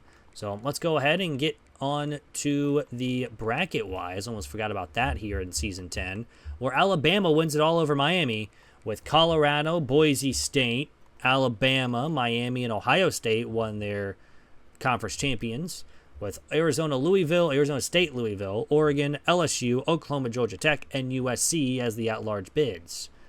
So now let's get into the next off-season here, where, again, we're going to be focusing on the top guys that we have. We also lost a punter and a will linebacker. Why are people going? We are now a 2-star prestige. Smile. But going into players leaving, and he does want to leave, and he's gone. What about our left tackle? He stays. That's huge. What about Stanford? He stays. That's huge. Edge is also staying. That's 3 in a row. 4 in a row. Are we on a roll? Oh, there's Darrisaw's leaving. Man, no, we can't lose Darrisaw. We also lose our defensive tackle. Frederick will stay, and Pettis is gone. So we lose, I don't know, 3, 6, 9, 12. We only lose 12 players. That's not terrible compared to what we have, but that means we need 27 signed players. We right now, I think, have, because we're losing 15 anyways. But we can also see if we got anyone in the draft. And we did. We had 3 guys. Gizzy went in the 3rd round. Casey and Council both went the 6th. Both of them overall, all 90 overalls and above. But I'm going to get transfer portal out of the way. I'll be back in just a second. And here we are at the portal after the portal wise. We signed 23 players, and again, if we head down to the CUSA, we had the best recruiting class out of the CUSA with 3 4-stars and 23 stars. But let's head in there and see if we get any good development trades from anybody. We get a couple impacts, but a lot of normals. We do have a star tight end, Quincy Cameron. Anybody else? Another star dev for another tight end with Rashad Veerling. Another star dev. This one is a 4-star athlete with a contested specialist. Anybody else? We had 3 stars. That's not terrible. We'll take 3-star developments, especially in a couple decent positions as well. Since we do have an athlete, we can move him over. He does have downhill and balance, and he's going to be playing tight end. He's a 75 overall there. Now let's check out the team.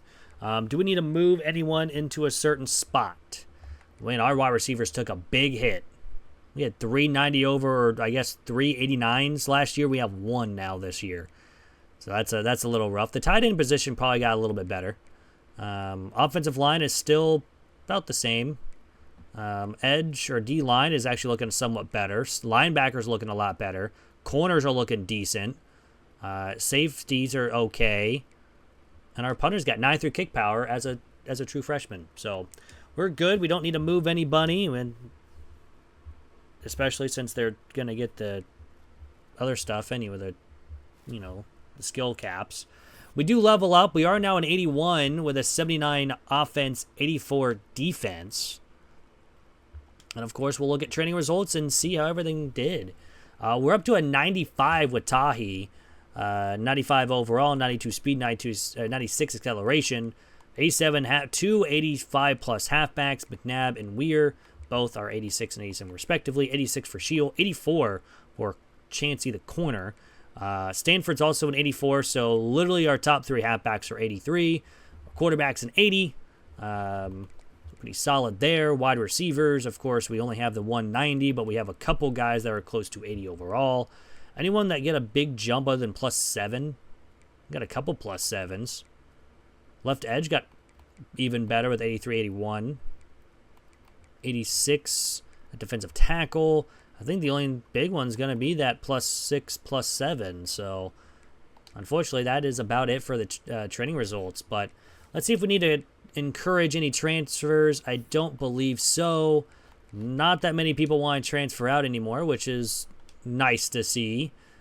And, yeah, we only need, we're 2 under now. So, anyways, that's going to end Season 10. We are on to Season 11 here with UTEP.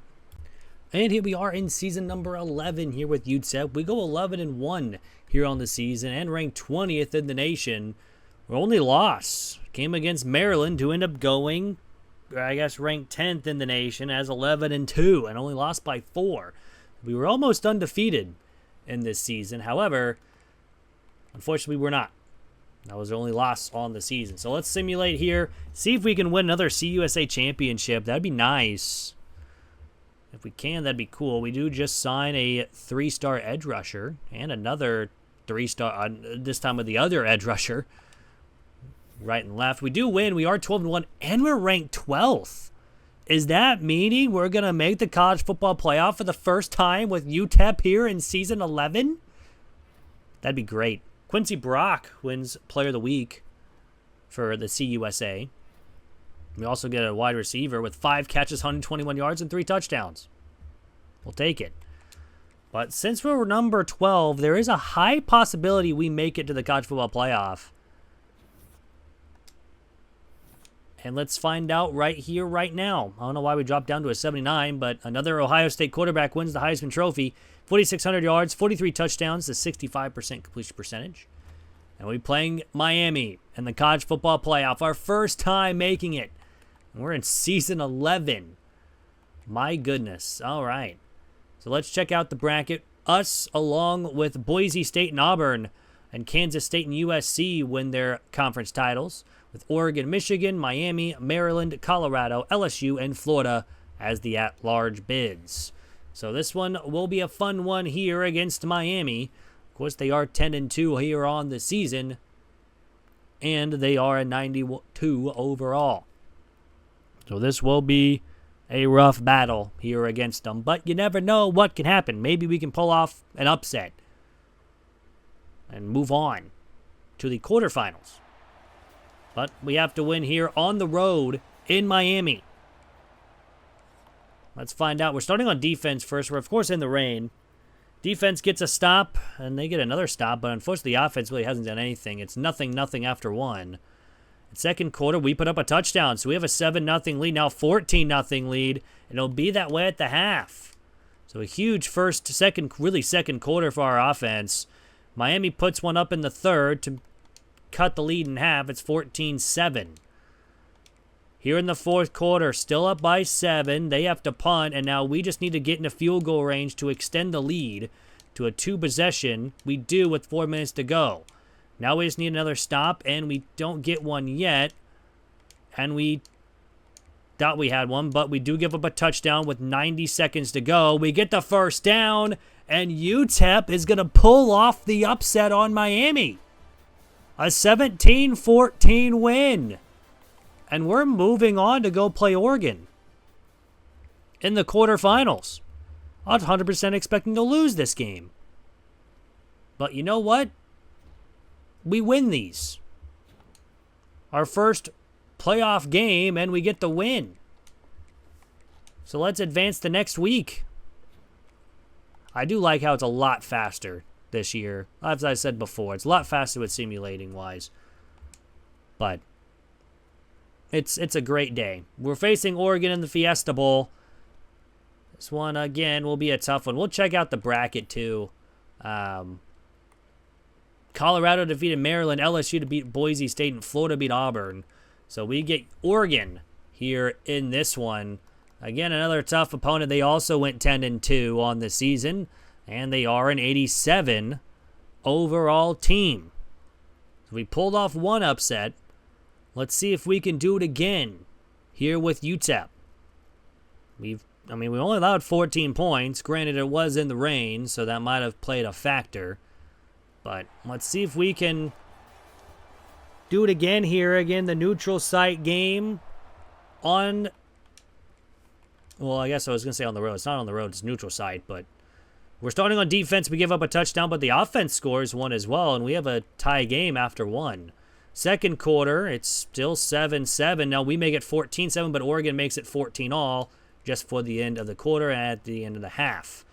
Second half, here in the third quarter, nothing doing from both sides so far into the fourth, where Oregon has the football, and they're going to probably take a lead here. No, we get a turnover, and then we get a big first down on third down and another one.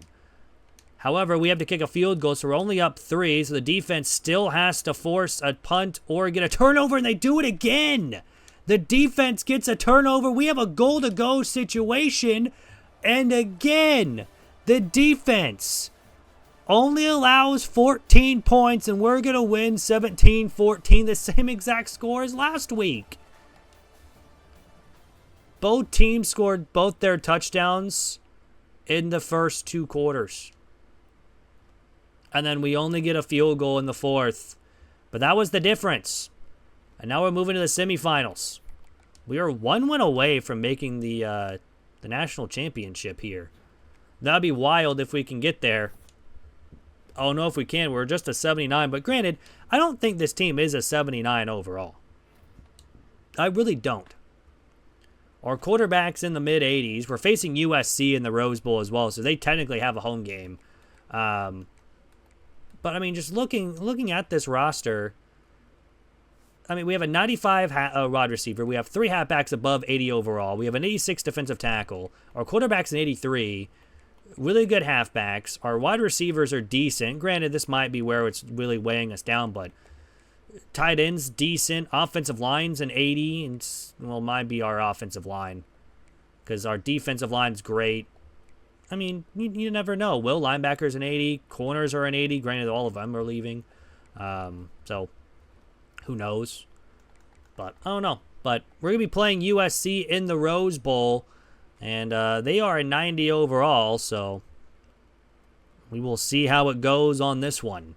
Again, we pulled off 2 upsets. Only allowing 14 points in both games and scoring 17 points in both games. Can we do it for a third time? That'd be great. If not, it's fine, and we move on to next season.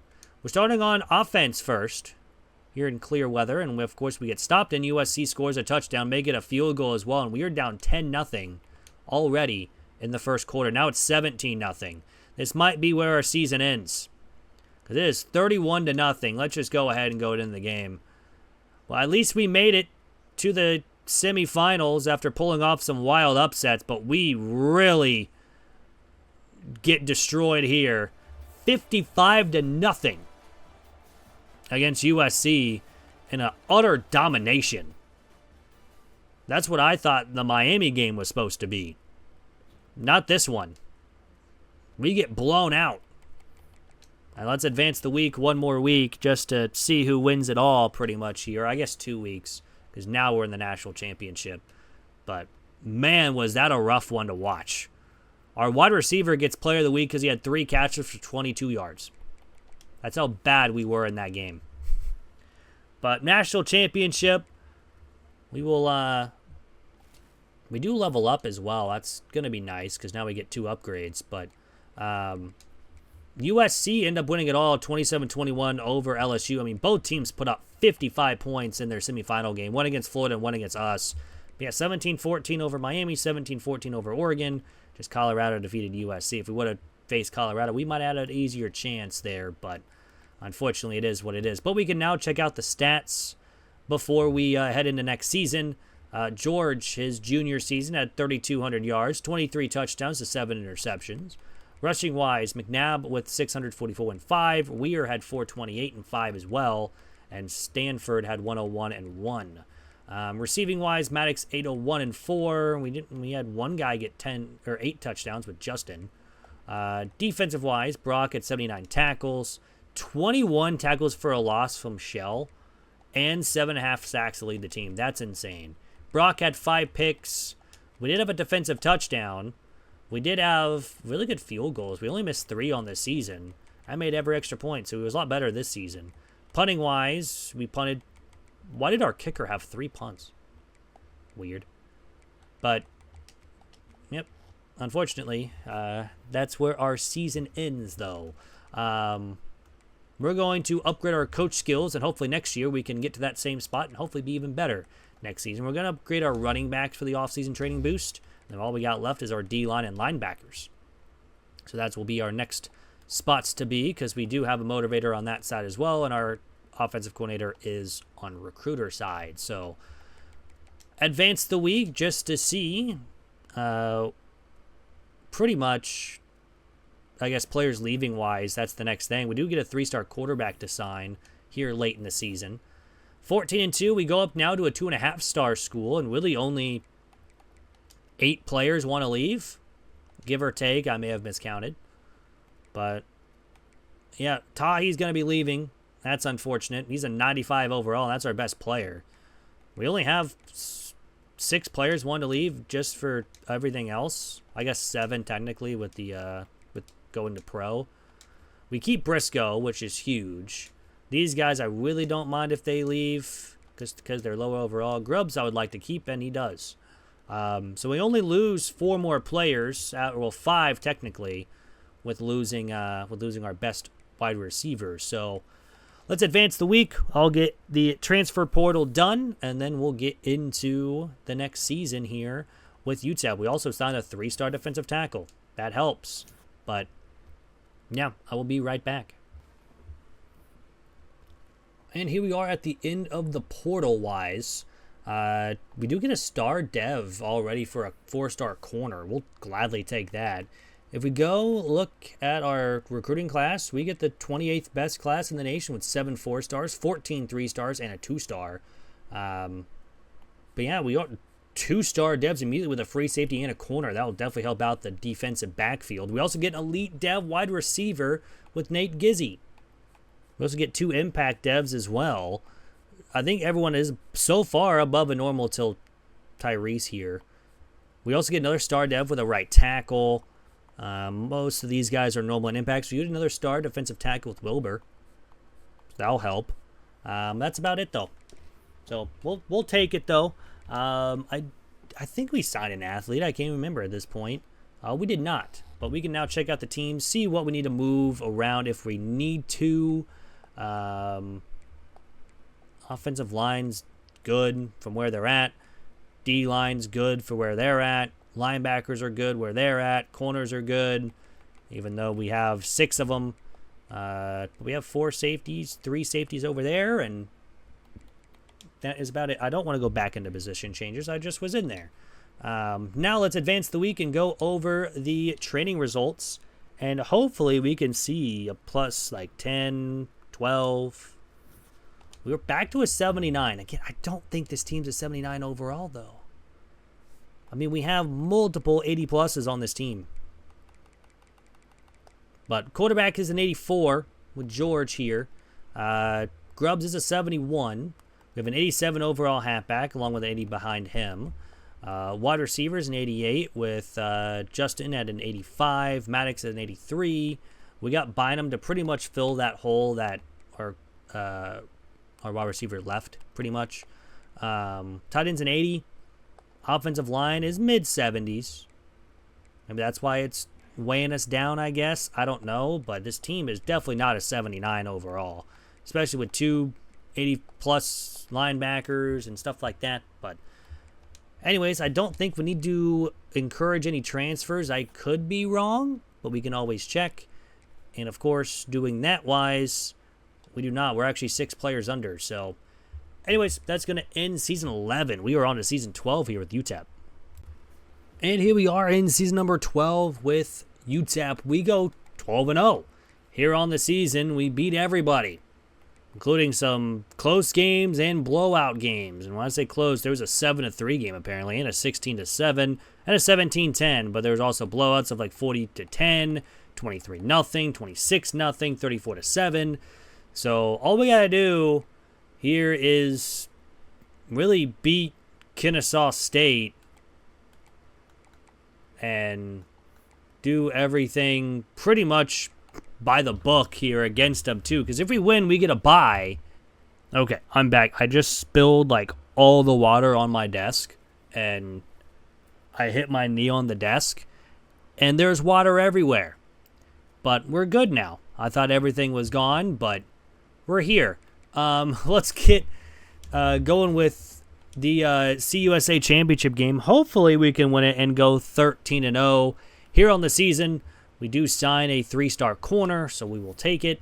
We do lose a tackle and a quarterback, but we do win. We are 13-0 and ranked number 8th in the nation, even though we are a 79 overall team. But again, like the last couple years, I don't think we're this lowly rated. But we do get a pick, 4 tackles, and a deflection, so that's nice.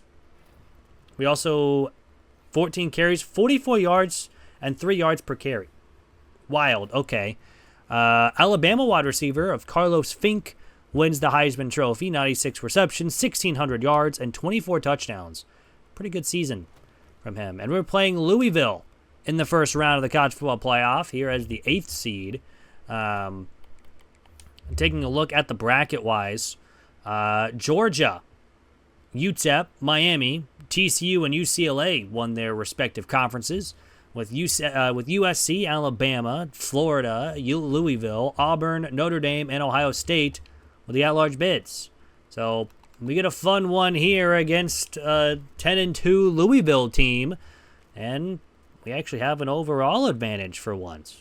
So even though we have an overall advantage here on Louisville, it's not a free win. And look what happened last year. We had 2 upsets last season.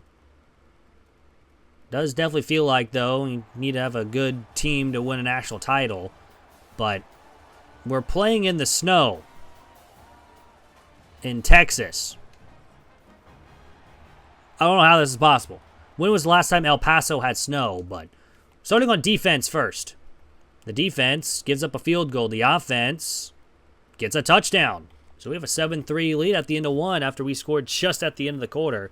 Louisville gets another field goal to make it 7-6. We get another touchdown to make it 14-6, and we have a lead at the half. Second half starting, and we turn the ball over after a decent drive, but then we get a touchdown after they get another field goal.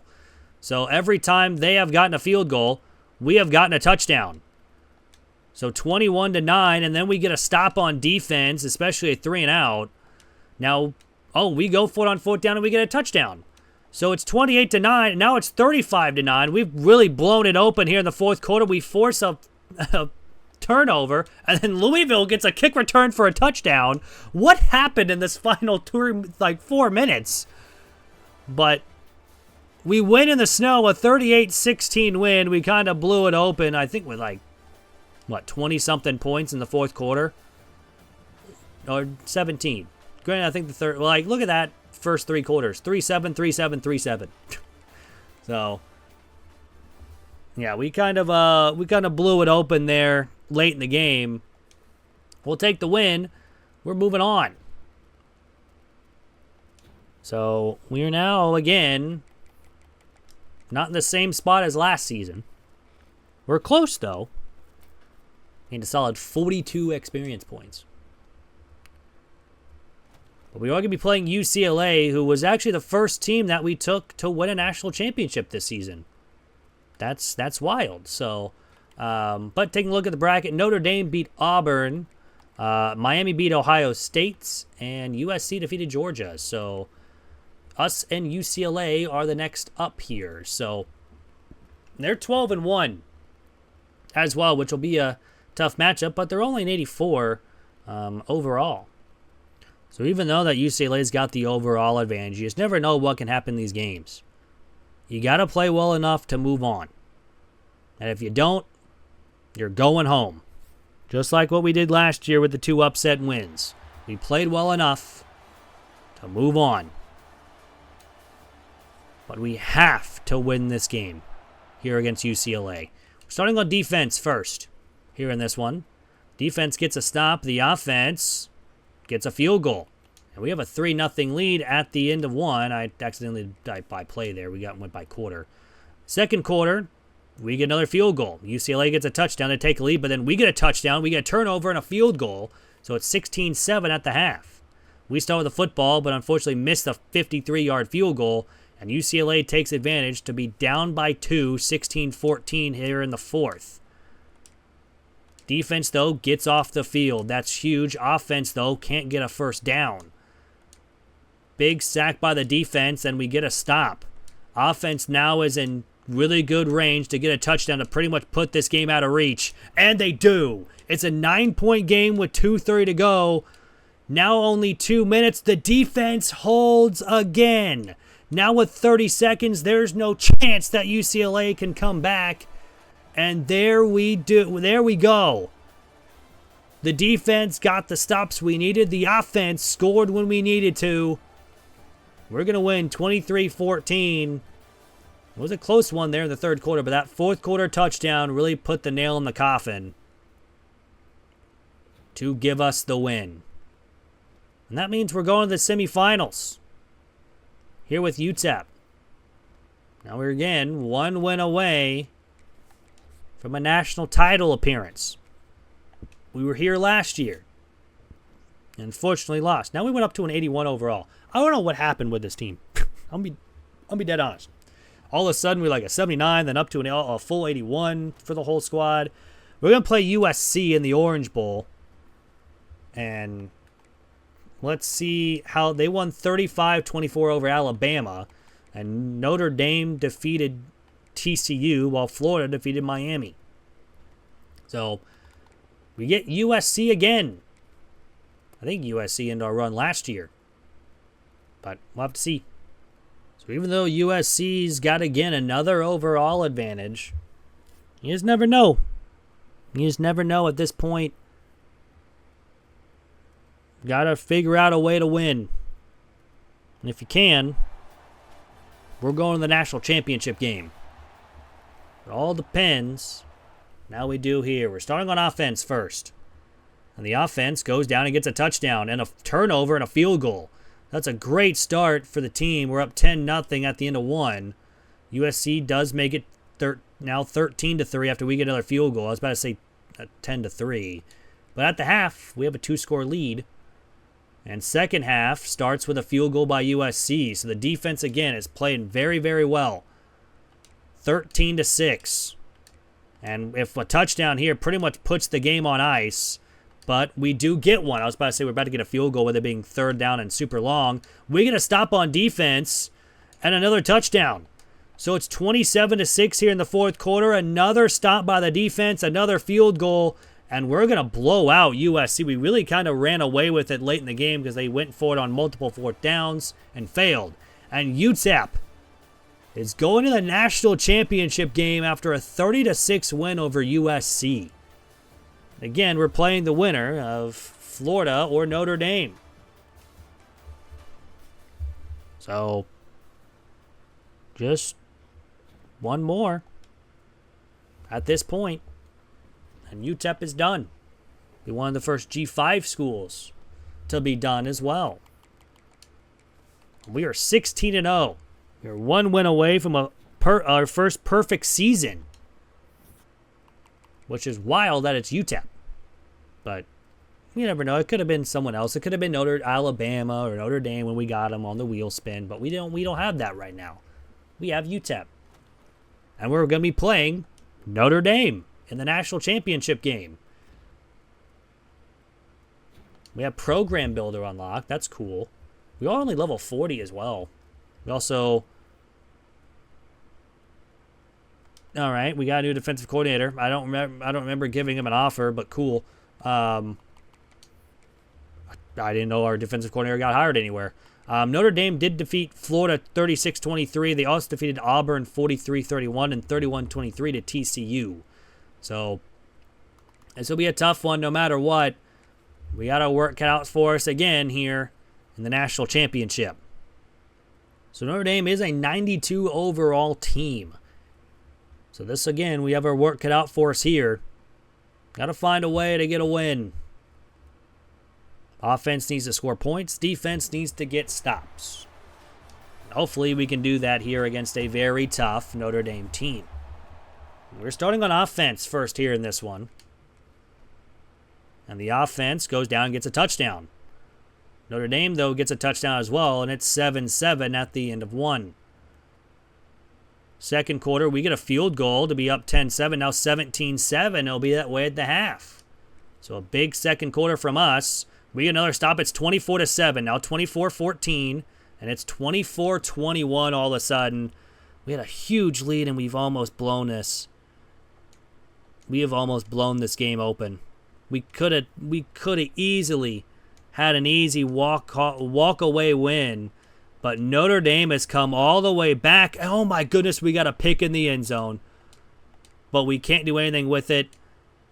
Notre Dame is about to tie the game, and they do with a minute to go.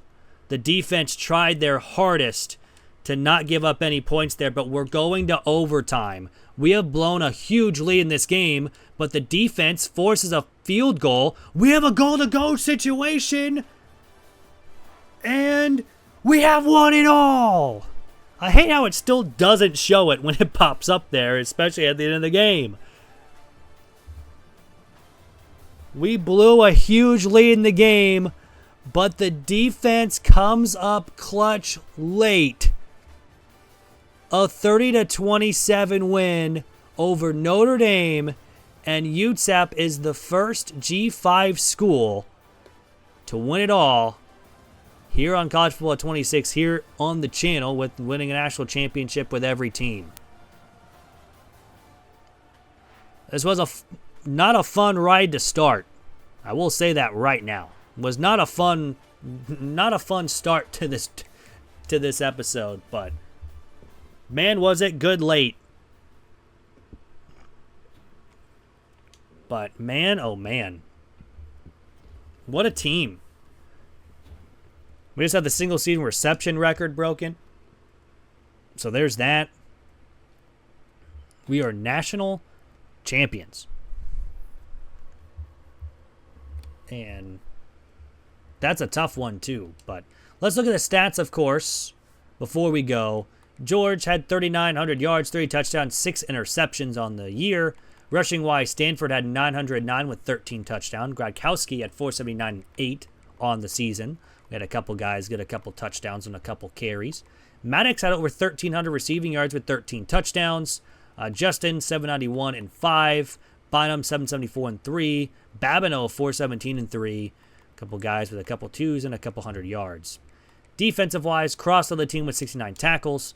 Curse and Bland had 16 and 14 tackles for a loss, respectively. Curse also led the team with 7 sacks. Fitzsimmons had 9 interceptions. And that's why he's an All-American to lead the team. He also had a defensive touchdown. That's cool. We forced a good amount of fumbles and recovered most of them, too. We did not have a blocked kick. We did not have a safety. But kicking-wise, we did miss 8 from 50. My goodness, okay. But made every other one and missed 1 extra point. Punting-wise, we had 3,600 punt yards, 19 inside the 20, and 8 touchbacks. Actually a very good season. No kick or punt return touchdowns, also in the national championship winning season. But that's going to do it for the video. Hope you guys did enjoy. If you guys did, hit the like button down below. It is free, really helps out the channel.